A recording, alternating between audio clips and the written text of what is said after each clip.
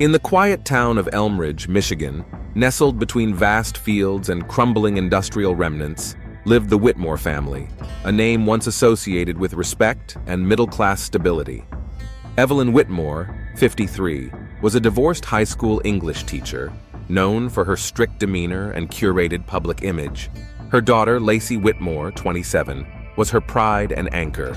Lacey had just finished her master's in psychology and was recently engaged to Ryan Colton, 29, a thoughtful, reserved man who worked as a medical technician at a nearby hospital. To outsiders, the Whitmores seemed unremarkable, but behind their closed doors, tensions ran deep, particularly between Evelyn and Lacey, whose relationship oscillated between codependence and bitter rivalry. Evelyn had always sought control over her home, her image, and most painfully, her daughter. Lacey had moved back in with her mother temporarily after Ryan proposed, while they saved up for a down payment on a house. What was meant to be a few months turned into a slow return to old power dynamics, Evelyn inserting herself into wedding planning, questioning Lacey's career decisions, and voicing subtle doubts about Ryan. But Ryan, calm and patient, tried to smooth over the growing friction between the women. One night, Evelyn came home late from a staff meeting that Lacey swore hadn't been on her mother's school calendar. Her clothes smelled faintly of cologne. Ryan noticed it too, but said nothing. It was a small moment, easy to ignore, but it was also the first crack. As wedding planning intensified, Evelyn began spending more time alone with Ryan. She offered to help him pick out his suit. She brought him coffee while Lacey was at work, always smiling, always supportive. Lacey, caught up in work stress and bridal pressure, missed the subtle shifts. Until one day, Ryan fell ill. Flu-like symptoms, then fatigue that wouldn't go away. Blood tests followed, and then came the diagnosis. Ryan was HIV positive. The diagnosis stunned Ryan. He sat frozen in the sterile office of Dr. Lang, the infectious disease specialist, unable to absorb the full weight of what was being said. The numbers, the viral load, the treatment plan, it all blurred. He had tested negative just a year ago during a routine hospital screening. Lacey had tested negative too. So how? The first instinct was panic. The second was shame. He didn't tell Lacey that evening. He needed time to think, to understand. Instead, he walked alone through Elmridge's dark streets, circling the town's quiet blocks while replaying every moment in his head. There was no one else, no affairs, no drugs, no blood exposure at work that he could recall. And then a memory surfaced, blurry but unmistakable. Months ago, Evelyn, a glass of wine, her hand on his arm, her voice low, whispering something about how lonely she'd become since the divorce. He had been drinking. She had too. And in that fog of guilt and attraction and blurred lines, something had happened. Once. Just once. Ryan had buried that night deep, convincing himself it was meaningless, a lapse in judgment never to be repeated. But now, it felt like a death sentence. Not just for him, but for his relationship, for Lacey, for the life they had been building. The next morning, Evelyn noticed Ryan's silence at the breakfast table. He looked pale. He barely touched his toast. She asked if he was sick, her voice laced with what sounded like genuine concern. He met her eyes for a brief second and saw something there. Not surprise, not worry. Recognition. Lacey, oblivious, chatted about flower arrangements. She noticed Ryan's quietness but chalked it up to work stress. Evelyn excused herself, claiming she had papers to grade. Ryan watched her go, bile rising in his throat. That night, Ryan finally broke down. He told Lacey everything, about the diagnosis, the doctor, the risk, but not about Evelyn, not yet. Lacey was devastated, spiraling into tears and disbelief. She demanded a retest. She accused the lab. But beneath her denial, fear was taking root. What neither of them knew was that Evelyn had already begun shredding documents in her bedroom. Old prescriptions, clinic paperwork, anything that could link her to her own HIV diagnosis, received quietly almost a year ago. The following days in the Whitmore household passed like a ghost story unfolding in silence. Ryan spent most of his time in the guest room, sleeping little, eating less.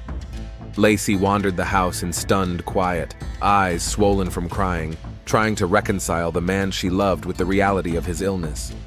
Neither of them spoke about the wedding anymore. Lacey began to obsess over logistics. She found herself Googling false positives, clerical errors, rare conditions that could cause HIV test inaccuracies. She made a second appointment at another clinic, dragging Ryan with her. He sat motionless in the waiting room, avoiding her gaze, palms sweating.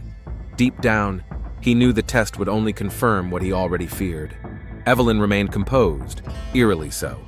She continued preparing dinners, organizing lesson plans at the kitchen table, folding laundry, as if the household weren't quietly collapsing around her. When Lacey mentioned the new test, Evelyn simply nodded and said, "It's probably a mistake. These things happen." Her voice was calm, but Ryan noticed the way her hand trembled slightly as she poured herself tea. The new test came back. Positive. No mistake. No error. That night, Lacey broke. She screamed at Ryan, demanding to know how this had happened, who he had been with, accusing him of ruining her life. Ryan said nothing, just sat there, swallowing guilt and fear like poison. And Evelyn, standing quietly in the hallway outside their room, listened, her face unreadable. The next morning, Lacey left for her sister's house in Ann Arbor. She needed space, she said. Time. Ryan didn't argue. Evelyn offered to drive her, but Lacey declined. With Lacey gone, the house fell into a terrible quiet. Ryan avoided Evelyn, spending hours pacing the backyard, barely acknowledging her. But Evelyn didn't retreat. She kept trying to initiate conversation, small, meaningless things. Weather. The news groceries. He ignored her until one night, after too many glasses of wine, she came into the living room where he sat in silence and whispered, "You know this wasn't all my fault." Ryan stared at her. "You knew," he said hoarsely. "You knew before." Evelyn didn't answer. Instead, she sat beside him. "We were both vulnerable. You needed comfort. So did I." He stood up and walked away. But now a new fear set in. Would Evelyn let the truth surface if it meant destroying her carefully guarded image? Or would she go even further to keep it buried? At her sister Megan's house, Lacey barely spoke. She wandered from room to room, disconnected from the world Megan didn't pry, only offered a quiet place to fall apart. But Lacey couldn't sleep. Questions gnawed at her. How could Ryan have HIV? How could he not know? Something didn't add up. One evening, after hours of silence, Megan cautiously asked, "Do you think it could have been before he met you?" Lacey shook her head. "No, he was tested. I was too. Right before we got engaged, we were both negative. We were careful. Then softer, unless someone else wasn't." That thought lingered. And for the first time, Lacey thought of her mother, not in the usual way, not as the overbearing planner or persistent presence, but as a woman. A woman who had always made herself the center of everything. A woman who had spent far too much time alone with Ryan while Lacey worked late shifts. A woman who had, on more than one occasion, joked to Lacey's friends about how handsome her future son-in-law was. Lacey didn't want to think it. Couldn't. But it slithered into her brain like smoke. A suspicion. Back at the Whitmore home, Evelyn had taken on a new role, caregiver. She cooked for Ryan, left folded blankets on the couch, checked his medications when he forgot. He didn't ask for any of it. He didn't want any of it. But Evelyn acted as if they were sharing some secret, bonded by tragedy, no longer needing words. Her presence was suffocating. One night, Ryan finally snapped. "You don't get to act like this didn't happen," he hissed. "You lied to me. You used me." Evelyn didn't flinch. "You were lonely. You came to me. You gave me a disease." She took a step forward, eyes cold. "And now you want to destroy both our lives by telling Lacey. You think she'll forgive you, or me?" Ryan stared at her, shaking. He hadn't said he was going to tell Lacey, but Evelyn had, in her own way, already answered a question he had long avoided. She knew she was positive when they slept together. Meanwhile, Lacey sat alone on Megan's porch, scrolling through old photos on her phone. There was one from 6 months ago, a blurry image of Evelyn and Ryan sitting too close at a backyard barbecue. Her mother's hand was on Ryan's knee. Lacey's stomach turned. Lacey stayed up that night, staring at the photo until her eyes burned. Her mother's expression in it wasn't maternal, it was possessive. She remembered that day clearly now. She'd gone inside to grab more drinks. Ryan and Evelyn had been laughing when she left the patio. When she returned, both were quiet, sipping their beers as if nothing had happened. The realization chilled her. Could her own mother have? The next morning, Lacey confided in Megan.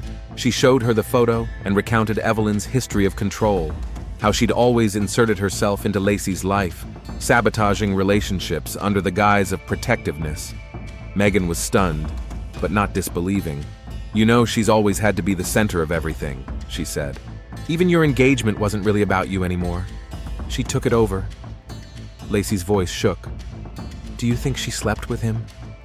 Megan hesitated. "I think if she did, she wouldn't feel guilty about it. She'd justify it, like she always does." Later that day, while Megan was at work, Lacey drove back to Elmridge. She didn't call first. She needed to see for herself. When she entered the house, Evelyn was in the kitchen chopping carrots like nothing had changed. "Lacey," Evelyn said with a warm smile, too calm. "You should have told me you were coming.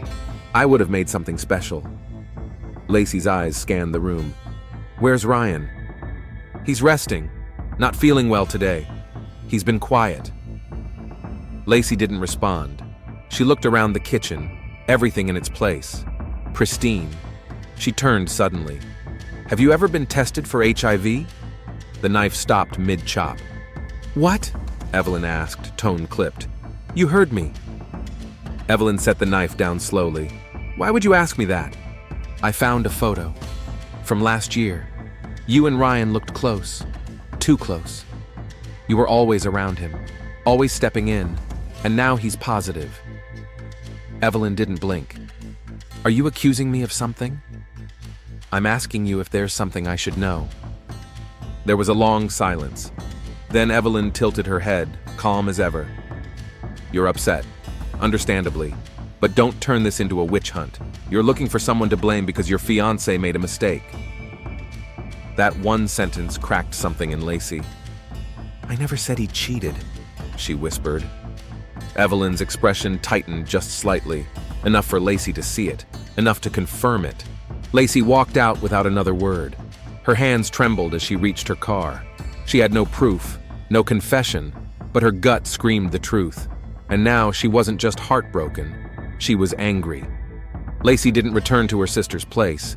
Instead, she checked into a cheap motel on the outskirts of Elmridge. It was small and a little damp, but it offered what she needed, privacy. She spent hours on her laptop, researching legal precedents, transmission law, and the criminal implications of knowingly infecting someone with HIV. A horrifying pattern emerged.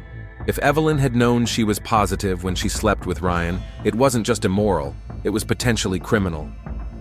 She opened a new document and began compiling a list. Dates, memories, moments. She recalled Evelyn's odd mood swings about a year ago, her sudden trips to the city, unexplained medical appointments. She tried to piece it all together. Back at the Whitmore home, Ryan had retreated into silence. He rarely left his room. The blinds stayed closed. The air was stale, untouched. He didn't answer texts from friends. He ignored calls from work. One day, Megan stopped by unexpectedly to drop off Lacey's mail and saw him through the window. He looked skeletal, staring blankly at the television, which wasn't even on. Later that evening, Ryan opened his laptop and began writing a letter. Not an email, a document. He titled it simply, "For Lacey."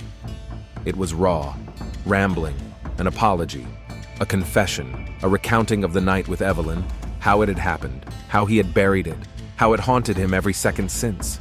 He didn't know if he would ever give it to her, but the act of writing it felt like breathing for the first time in weeks.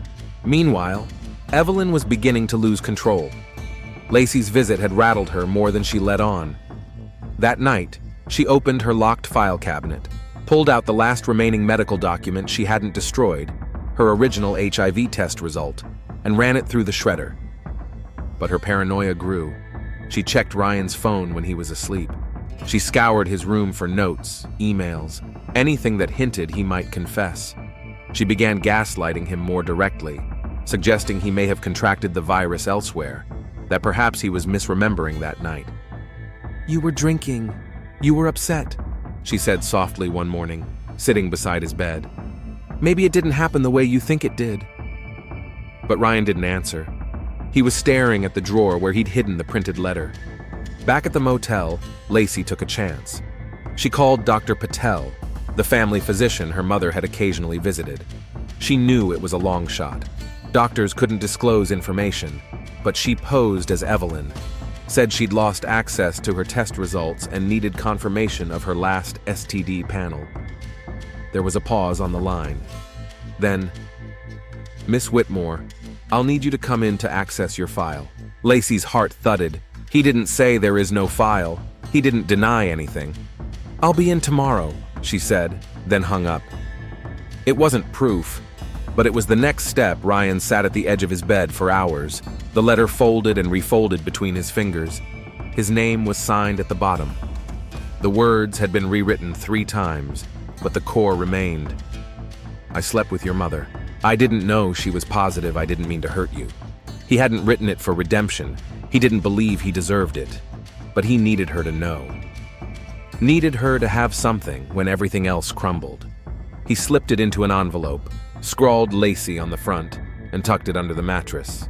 Downstairs, Evelyn paced. Her instincts had sharpened with age, and something told her Lacey wasn't finished. That morning, she'd noticed a call on the landline from a private number, under a minute long. Ryan claimed he hadn't answered it, but she wasn't convinced. She began double-checking his drawers, his trash, his computer history. One folder was password protected. She tried a few guesses and failed. Her hands trembled as she closed the laptop. The next day, Lacey returned to Dr. Patel's office. She didn't pose this time. She came as herself and sat across from the receptionist with shaking hands. "I believe my mother may have knowingly infected my fiancé with HIV, she said quietly. "I know I can't legally access her records, but I need help. I need to know if she was ever diagnosed." The woman behind the desk went still. "You should speak to Dr. Patel directly." Lacey was ushered into the back office. Dr. Patel looked worn, more cautious than she remembered from childhood checkups. "Lacey," he said carefully, "what you're asking me could cost me my license." "I know," she said, "but someone's life was destroyed, and my mother is walking around like nothing happened." He looked at her for a long time, then finally spoke. "Evelyn Whitmore tested positive for HIV 13 months ago. I counseled her. I told her about disclosure laws. She didn't respond well, threatened to sue if I ever spoke of it again." Lacey's breath caught in her throat. "Can you document that?" "No," he said. "Not legally, but off the record. Yes, she knew, and she did nothing to protect anyone else." Lacey nodded, tears brimming. "That's all I needed to hear." Later that night, Ryan tried to call her, but she didn't answer. She was parked across the street from her childhood home, watching the warm lights flicker through the curtains. Evelyn's silhouette moved in the kitchen, making tea. Always tea. Inside, Evelyn found the envelope under Ryan's mattress. She opened it, read it, and in the silence of the house, her face changed, just briefly. Not to guilt, but fear. She walked to the fireplace and fed the confession to the flames. The next morning, Lacey woke with a mission. She wasn't going to wait for justice to find her. She was going to bring it. She returned to her motel room and started collecting everything. Timestamps from old messages, photos, calendar invites, even a note Evelyn had scribbled last year about an appointment in Lansing, where Dr. Patel's practice was located. It wasn't airtight, but it was a start. She called Megan and told her everything. "I need a lawyer," Lacey said. Megan didn't hesitate. "I'll help you find one. Whatever you need." Meanwhile, Ryan stood at the kitchen sink, the scent of burnt paper still lingering faintly in the air. He had spent hours searching for the envelope he'd hidden. It was gone. At first, he thought he was imagining things. Then the reality settled in like a slow, sickening tide. Evelyn had found it and destroyed it. He tried to confront her, but she was one step ahead. "You looked agitated this morning," she said, setting a coffee down in front of him. "Did you have another nightmare?" "I wrote her a letter," he said quietly. "It's gone." Evelyn didn't flinch. "Maybe you never wrote it." The gaslighting was subtle, constant. Ryan felt like the ground beneath him was shifting. His memories blurred. He hadn't slept in days. He was losing weight. and his hands trembled. One night, he walked out and didn't stop until he reached the river on the far side of town. He stood on the bridge for over an hour. At one point, a jogger passed by and nodded. Ryan didn't move. Back at the motel, Lacey scheduled a meeting with a local criminal attorney named Dana Feldman. Dana had experience with non-disclosure cases involving infectious disease.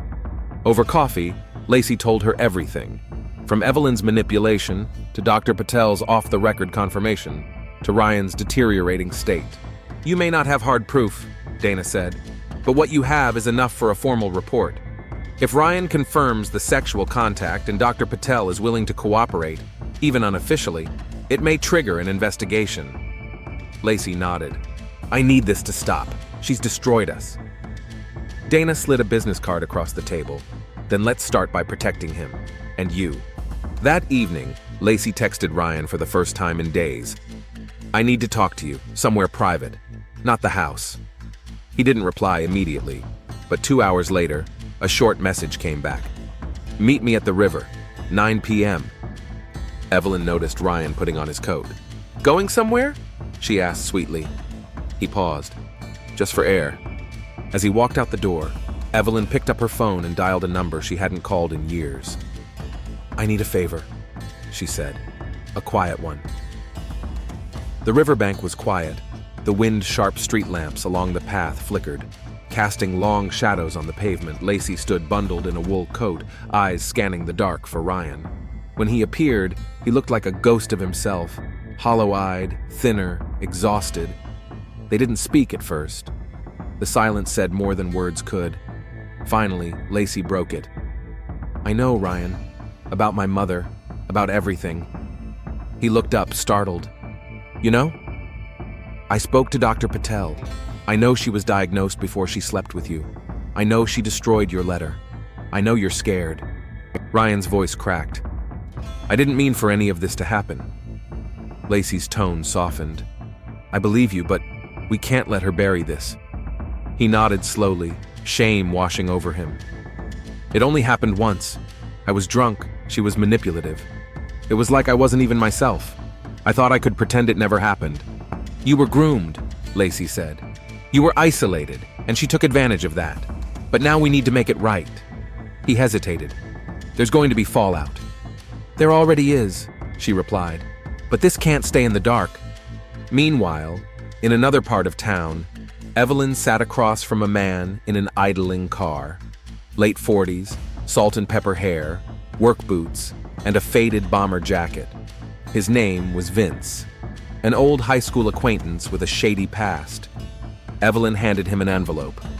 "She's digging," Evelyn said, voice tight. "Emails, texts, she's planning something legal. I need her distracted, shaken, no injuries, just a message." Vince raised an eyebrow. "You want me to scare your daughter?" "She's not thinking clearly. I just need her to stop." Vince pocketed the envelope. "I'll make sure she gets the message." Back at the river, Ryan and Lacey sat side by side on the cold bench. He reached into his coat and pulled out a flash drive. "I started journaling. After the letter, I couldn't stop thinking. I recorded everything.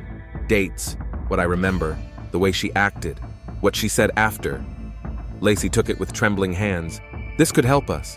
Ryan looked out over the water. "Do you think people will believe me?" "I don't care if they do," Lacey said. "I just want her stopped." They made a plan to meet with Dana Feldman the next morning to file a formal affidavit and initiate legal proceedings.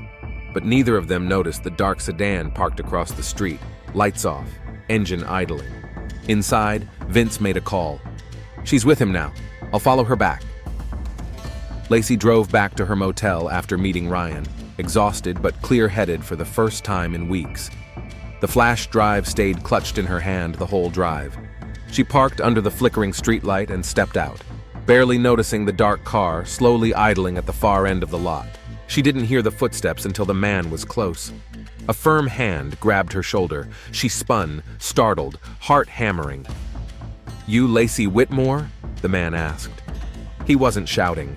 His voice was calm, casual, but there was a sharpness beneath it. She stepped back. "Who are you?" "Friend of your mother's. She says you're not thinking straight, stirring up trouble." I'm reporting this, Lacey snapped. Vince didn't move. Look, no one's getting hurt. But people like your mother? They don't like being embarrassed or ruined. So maybe think real hard about how far you want to take this. Then, just as quickly, he turned and walked off into the night. Shaking, Lacey ran inside. She locked the door and called Ryan. She sent someone after me. I'm coming there, he said.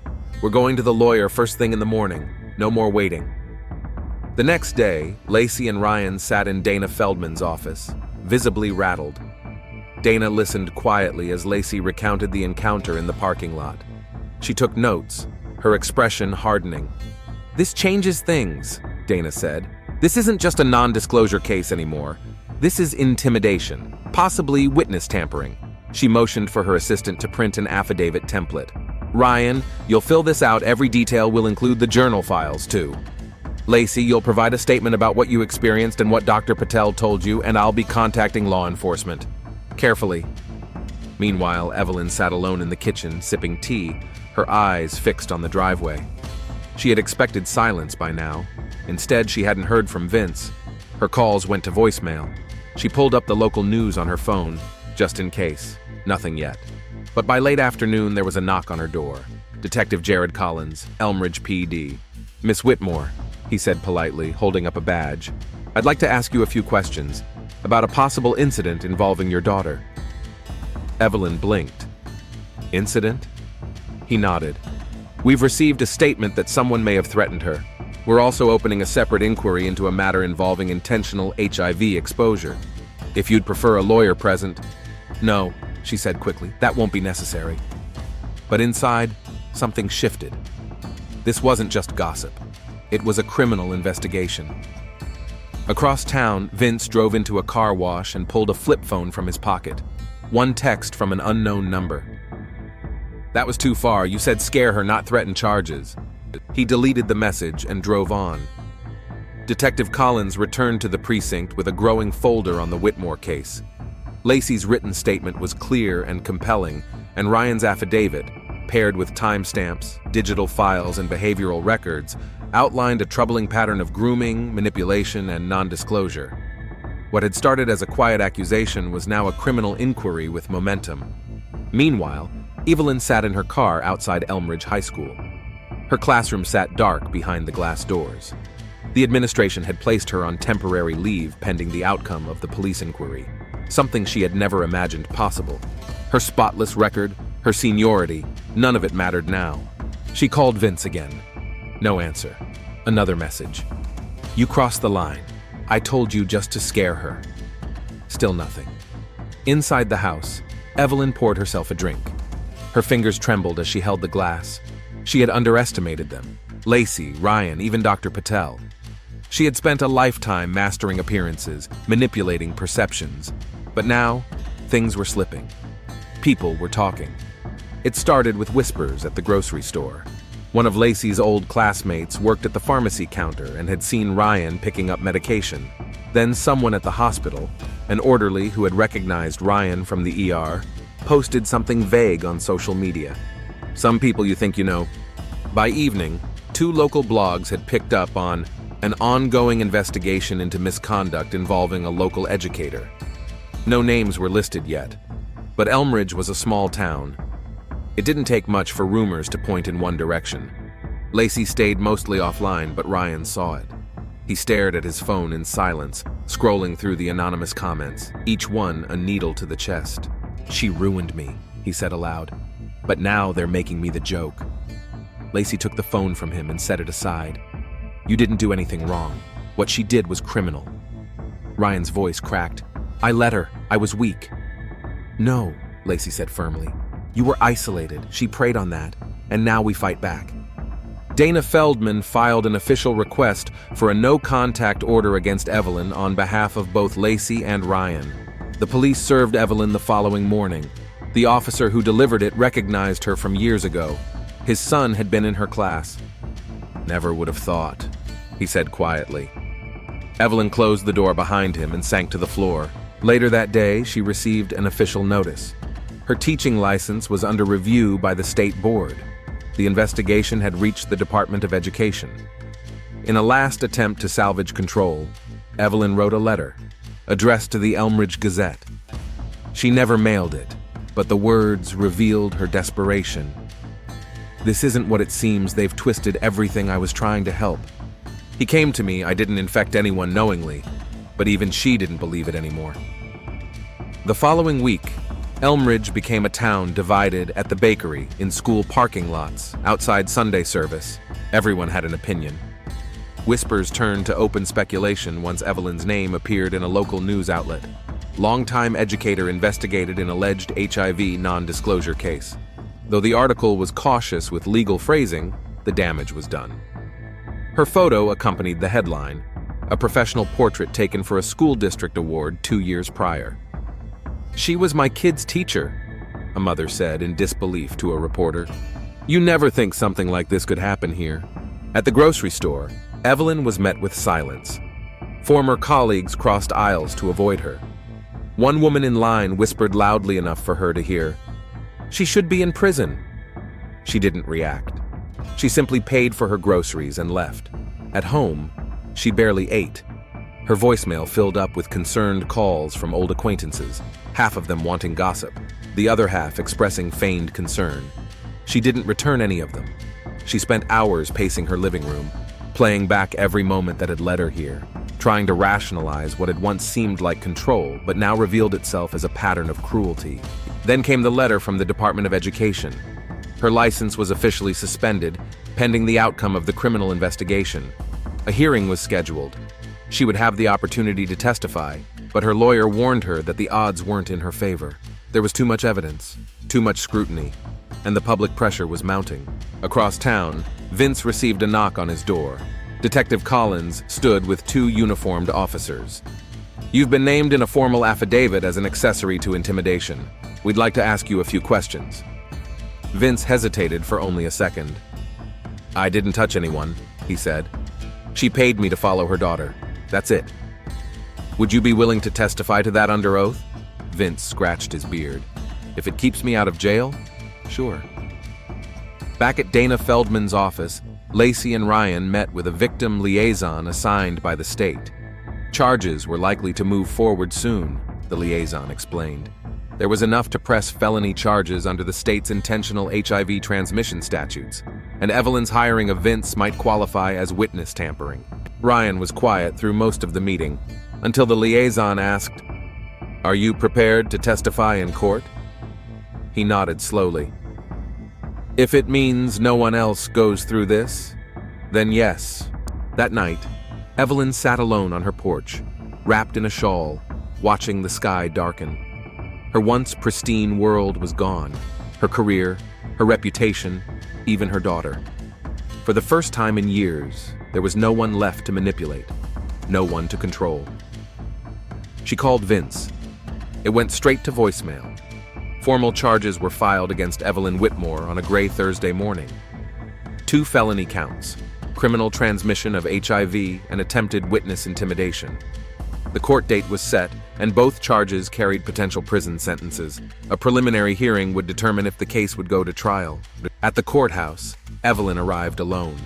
No supporters, no press conference, just a pale woman in a gray blazer that no longer fit right, her posture rigid, her eyes sunken.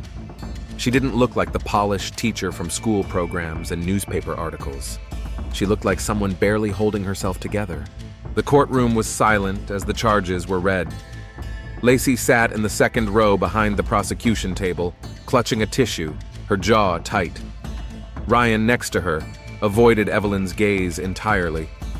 He looked down, his knuckles white. Evelyn pleaded not guilty. The judge ordered her released on bail but imposed a strict no-contact condition, reinforcing the protective order already in place.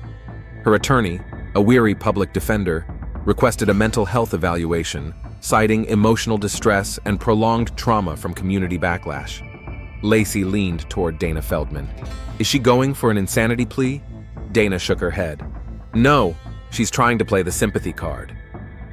Outside the courtroom, a local news crew waited.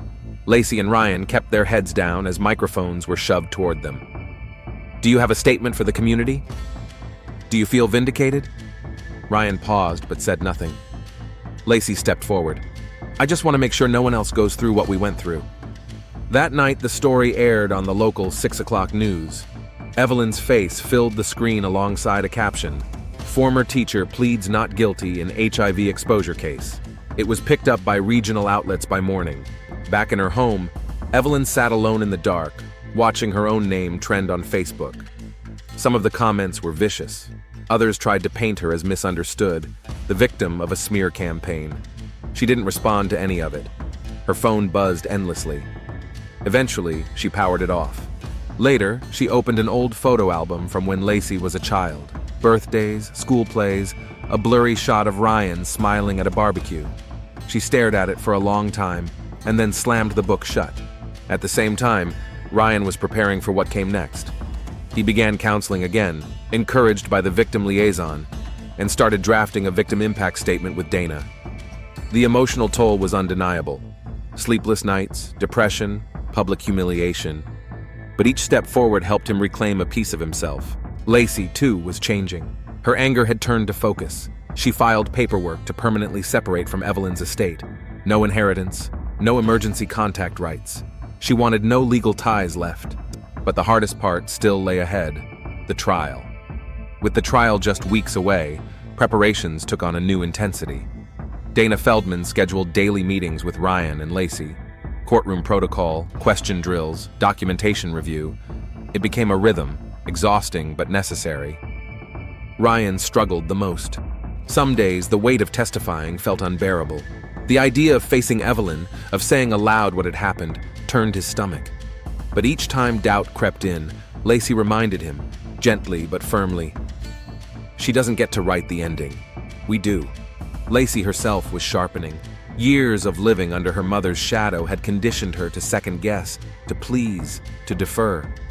But now, with her testimony pending, she stood straighter. Her voice didn't tremble. She was done being quiet. Outside the legal realm, the media buzz escalated. A regional news station released a feature, Betrayed by Blood, the Elmridge case. It included anonymized court documents, clips of Evelyn at past school events, and commentary from public health experts about the legal and moral implications of non-disclosure. The piece didn't name Ryan directly, but people connected the dots. Anonymous online trolls spread cruel speculation. He must have known. How do you get manipulated like that? Ryan stopped checking social media altogether. Then came the jury selection. Dana attended, ensuring impartiality. The prosecution and defense clashed over nearly every name, with Evelyn's lawyer insisting she was being vilified by the court of public opinion. Still, a jury was selected, 7 women, 5 men. Meanwhile, Evelyn spiraled further. At night, she drank in silence. She reread her own witness statements, the defense strategy, and Vince's leaked testimony. Her public defender was stretched thin, juggling too many cases. He urged her to consider a plea deal. She refused. "I'm not pleading guilty to something I didn't do," she said, though the words no longer carried conviction. One morning, Evelyn didn't get out of bed. She stayed under the covers until dusk. She didn't eat, didn't speak. The following day, she called her former colleague from the school board, an old friend she hadn't spoken to in months. "I just needed to hear a familiar voice," she said. The friend, cautious but kind, replied, "Evelyn, this isn't just going away. You need to think about what you're doing to them, and to yourself." Evelyn hung up without answering. Meanwhile, Dana received a notice from the prosecution. Vince's testimony would be scheduled on day 2 of the trial. His statement, according to the summary, confirmed Evelyn hired him to follow and intimidate Lacey. It included the amount paid, the envelope he was given, and the instructions to shake her up. Dana shared the news with Ryan and Lacey. "This strengthens the case. But you need to be prepared. She may not crack on the stand. She might lie, or break down." Ryan looked away. Or both. That night, Lacey found herself standing outside the house she grew up in. It was dark. The grass was overgrown. She didn't knock. She just stared at the place where everything began. The trial was days away. The courtroom was silent as the trial began. The prosecution opened with a simple, damning statement. "This is a case about betrayal. about a woman who used power, secrecy, and control to destroy lives, including her own daughter's future husband. Dana Feldman sat poised beside Ryan and Lacey as witnesses were called. First, the medical testimony. Dr. Patel, calm and factual, confirmed Evelyn's HIV-positive diagnosis and her refusal to disclose it. The defense tried to cast doubt on the timeline, but the records in his notes were airtight. Then came Vince. Cleaned up and unshaven, he took the stand with visible discomfort. Under oath, he admitted Evelyn paid him cash to follow Lacey and send a message. His voice wavered as he explained, "I thought it was just a scare tactic, but when I saw how serious it had gotten, I flipped. I knew I had to say something, The defense tried to discredit him as a criminal for hire, but he remained calm. "I didn't break any laws yet, but I was close, and she asked me to." Then came Ryan. He walked slowly to the witness stand, every step heavy. When asked to recount the night Evelyn had seduced him, his voice cracked but held. "She knew I was vulnerable. I was isolated, anxious. She offered comfort. It was one time, but she never told me she was HIV positive. I didn't find out until months later." The courtroom was hushed. The jury watched him closely. Some members looked visibly moved. One woman dabbed her eyes with a tissue. Then came the most anticipated testimony, Lacey. She walked with calm resolve. Her statement was both personal and surgical. She recounted the psychological manipulation Evelyn had used for years, her slow realization of what had happened, and the irreparable damage it had caused. "She infected the man I love," Lacey said, voice strong. "She tried to blame him, tried to silence me. That's not love, that's control, and it ends here." Finally, Evelyn took the stand. Her lawyer had warned her against it, but Evelyn insisted. She sat down, looked out across the room, and for the first time, faced her daughter. "I made mistakes," she said, "but I didn't intend to hurt anyone. Ryan came to me. He was lost, and I thought we both needed something." The prosecution cut in.